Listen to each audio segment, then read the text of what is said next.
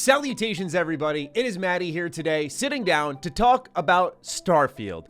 Ever since the game was revealed on June 12th with over 10 plus minutes of gameplay, my oh my, have we heard a lot about one game, and that's No Man's Sky. It has been insane.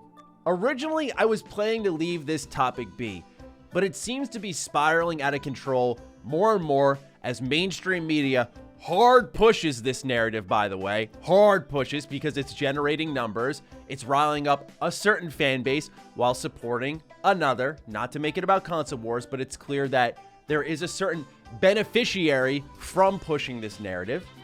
And I wanted to speak about it a little bit more. I had an Xbox news update rendered, ready to go. Josh, our editor for this channel, handled it all. We were talking about the Xbox Showcase Extended, Redfall details, some stuff about Obsidian, and I thought to myself, let's hold that video. That'll go out tomorrow.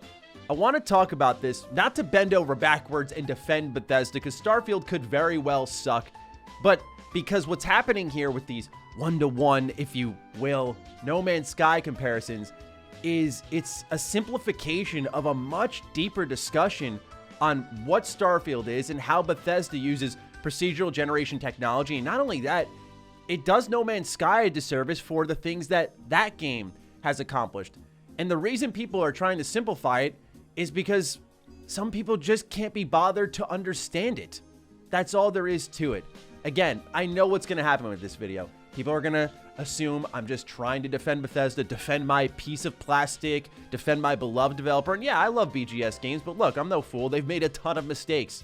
And who knows how Starfield turns out, how great these planets are. But this all spiraled from the 1,000+ planet debate and the fact that you can fly a spaceship in Starfield.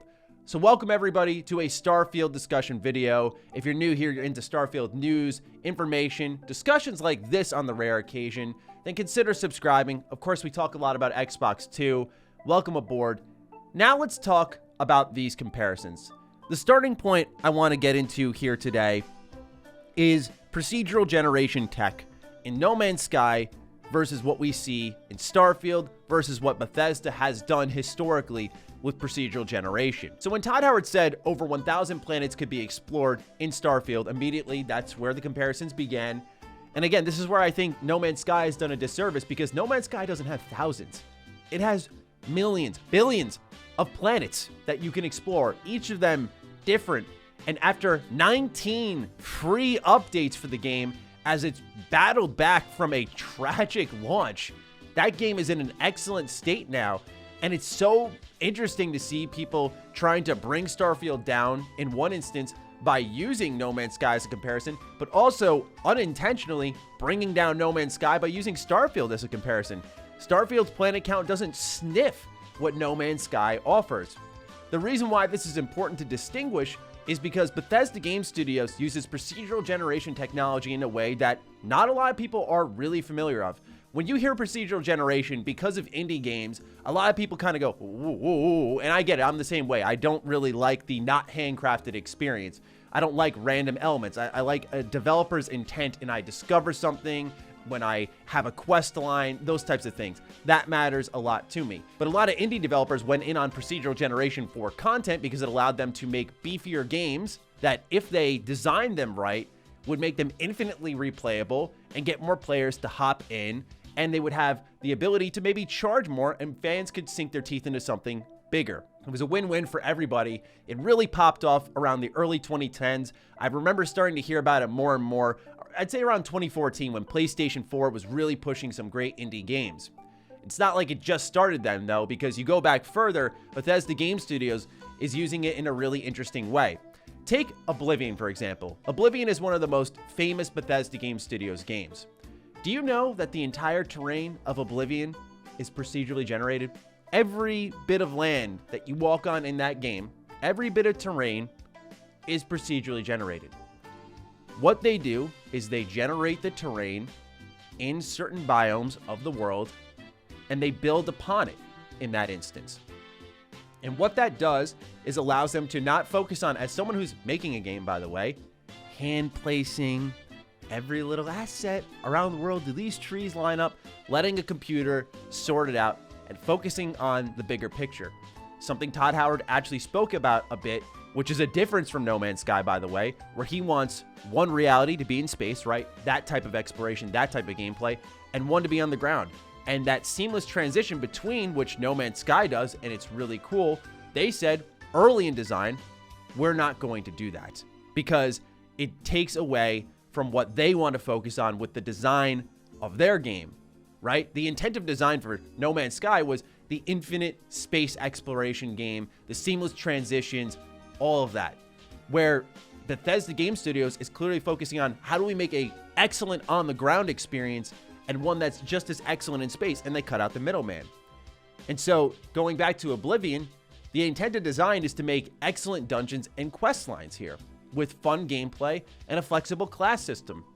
Spending all that time building the terrain, carefully weaving the hills and the mountains together, takes away from what really matters.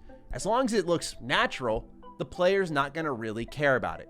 So that's one way that I can point to that Bethesda Game Studios has used procedural generation technology that none of you seem to care about until 2022.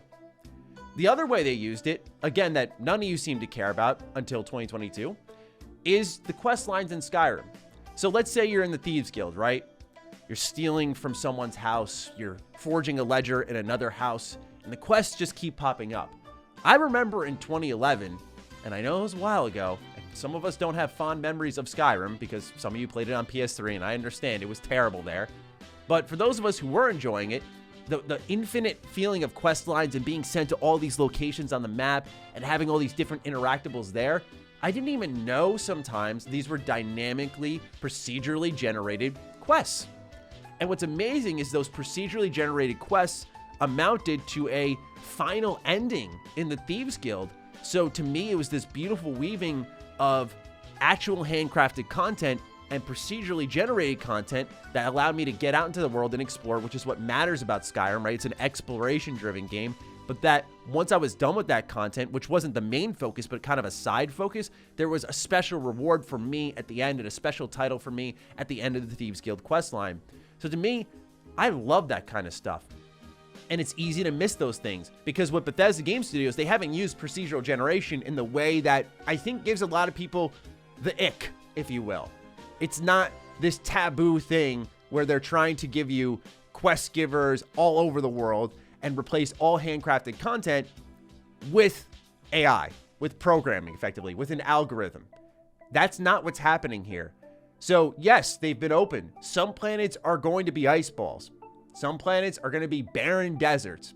And it's up to you if you want to stop by and you want to build something there, if you just want to leave it, if you want to farm the resources, what have you. Where I think a No Man's Sky comparison is fair is something like the mining laser, 1-to-1. And that's okay. Let's talk about artist inspiration a little bit. It's totally okay for developers to look at one another and take inspiration from their ideas. Are we again going to call Hello Games and No Man's Sky a bunch of copycats because in their 2016 Foundation update, they decided to add base building to the game? And are we going to sit there and go, you copied Bethesda Game Studios, you sons of bitches? How dare? Really? No, they saw a cool idea, maybe in Fallout 4. Maybe they thought of it themselves because, newsflash, game mechanics don't just snap out of thin air. They have to be iterated upon, worked on for an extended period of time. But if they took inspiration from Bethesda, that's great. What I like about how Bethesda has spoken about Starfield is they've been open about their inspirations. They mentioned FTL. They mentioned Mech Warrior. These are some of their direct callbacks. No Man's Sky is obvious in a particular sense to me in the resource collection. But No Man's Sky wasn't the first to do space travel. In the way Bethesda showed the map and the pullouts and the rotation of planets and all that stuff, the scanning, where's the Mass Effect callbacks? To me, this game seems like a Bethesda-style Mass Effect game with a sense of openness that BioWare had never achieved. And are we going to start to say Bethesda copied BioWare? Or is it because BioWare's not relevant as much anymore, sadly? So that's what I'm not understanding here and why I feel like it's borderline trying to slander Starfield. It's hurting No Man's Sky. It's not helping the conversation on any side of the fence. And the media is hard pushing it because they benefit from it all. And I think it's extremely frustrating to watch because it's our duty as like content creators, and I'm not trying to get on my soapbox, it's our duty to guide you, but for the conversation to get better, we all have to actively improve it. And when IGN's posting this bullshit video of comparisons of how similar No Man's Sky and Starfield look, and it literally doesn't look similar. I mean, let's talk about on a color palette level, by the way, that Starfield looks so washed out in comparison. It's not even funny. Again, probably an artistic decision because Starfield's going for, like, I think of KOTOR a little bit like that old Star Wars feel, but probably a better term, I talked about this with a commenter, was like NASA punk, right? Like, they're going for something different where it's much more vibrant and wondrous over in No Man's Sky. Like, there's just so many different intent of design decisions, artistically, design-wise, everything, that these games are further apart. But the fact that they're both in space is why people are just like, oh, No Man's Starfield. It's like, Christ almighty, man.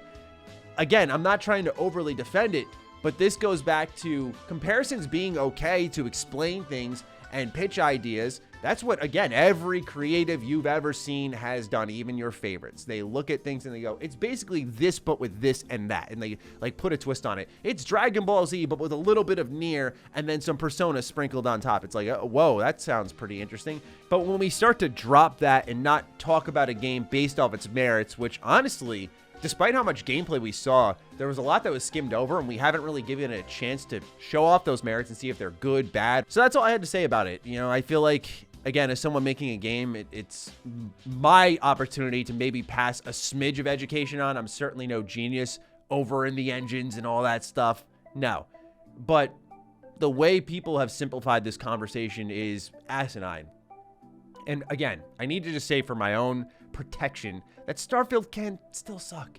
Starfield still can suck. It's not to defend them, but really to just help the conversation out, because let's move the needle over and talk about things in the game like, hey, there's going to be crewmates in Starfield. Like, how is that going to work? They said there's going to be dialogue in space. How is that going to work from your ship? Like, there's just so much there that I have questions about, and I'm excited to learn more about. And I can't speak for everyone on that front if they share that, but it's just so distracting. And it does gaming as a whole a disservice in my eyes. So I just wanted to share my 2 cents on it. This video may get dragged through the mud. This video may not even matter to many people, but I just wanted to really talk about it. So with that, ladies and gentlemen, what do you think of the No Man's Sky and Starfield comparisons? Do you think they're ridiculous? Do you agree with them even? I'm looking forward to seeing your thoughts. And with that, I'll catch you all in the next video. Be sure to follow me on Twitter, follow me on Instagram. Those links are in the description down below. And a big thank you to all the patrons, all the members who continue to support the hell out of the content here. Stay sexy, stay active. I love you all. Peace.